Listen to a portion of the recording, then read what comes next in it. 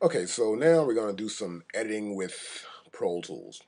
Now here on this kick drum track here, and the snare drum here, and we have a hi-hat track here.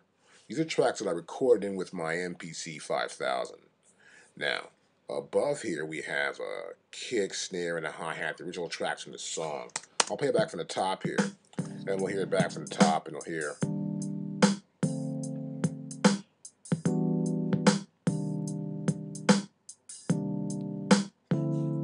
So I got this little drum pattern going on, some keyboards there just to give me a guideline. And next we're going to do here, I'm going to apply some of the stuff we've learned already in a quick lesson here about using editing.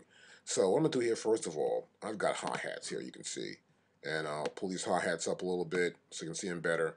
Now what I like to do sometimes is to cut the noise between tracks. Let me play this back. We heard the other drums back.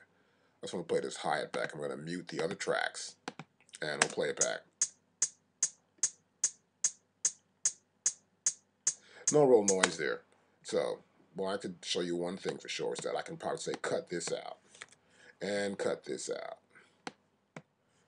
And let's say cut this out. And since they're all cut up here, they've all changed names. This is 08, this is 10, this is 7, and this is 04. And we'll see here in the region list, you'll notice here in the region list, I'll click on any one of these tracks, and you'll see it goes right here to the hi-hats. This is that main track. And these are all cut-ups or pieces or sections of the hi-hat track, which you see right there. So I'll go here with hi-hats again, and here, and we see it here. There's a bunch of them. See that? Now I can take this one here, and this one, holding down my shift key as I click on them, and I'll throw them out. And you'll see some of them are gone now. Watch this. I can drag this straight out, and the original file is still there. So this is called non-destructive editing. We're actually chopping up the file, but nothing's really being chopped up. We're just giving you a new piece here and here that Pro Tools renames, and they're all part of the original file, which is this one right here, which is hi-hat 01. So no matter how much you cut up, you can still have the original file, provided you don't change the original file and say, okay, I want to save this as something else. We'll say, for example, we'll go back to here and we'll say, okay, I want to save it as, in a file. Okay, what do you want to save it as? And name it, of course. That's a succession, but you would name the file. If you want to save the file, we just say we're going to save this one file as something else. But I can take this, of course, and get rid of it and pull it back out. And we've got the main file. It's non-destructive editing. Now, when editing some tracks up, for example, here, I'll tend to, let's say, cut this off here. We'll say, instead of cutting off the list, we'll trim it down. And I'm in grid mode here, so that's why I trim it right there on the grid. And I can go and pull up, let's say if I have a track I want to just strip silence.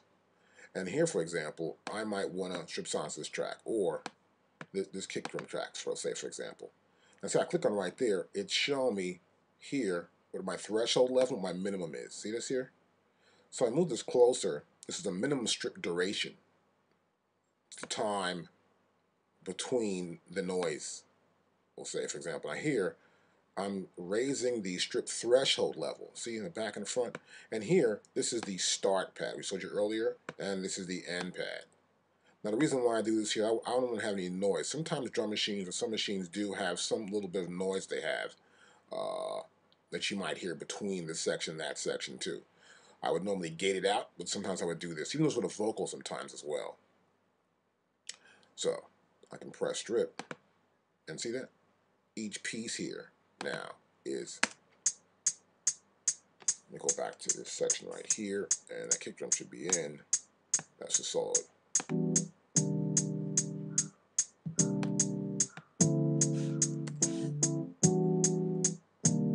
Now I'll solo this top. And there's no noise there at all. I can undo this, undo that, go back and top again. And you'll notice here that sometimes there can be some noise between sounds. Just we'll hear right here as the sound ends. So the reason why sometimes I do strip silence, and I'll do a save strip out again, do this again, is that I'll play from the top, nothing. just dies.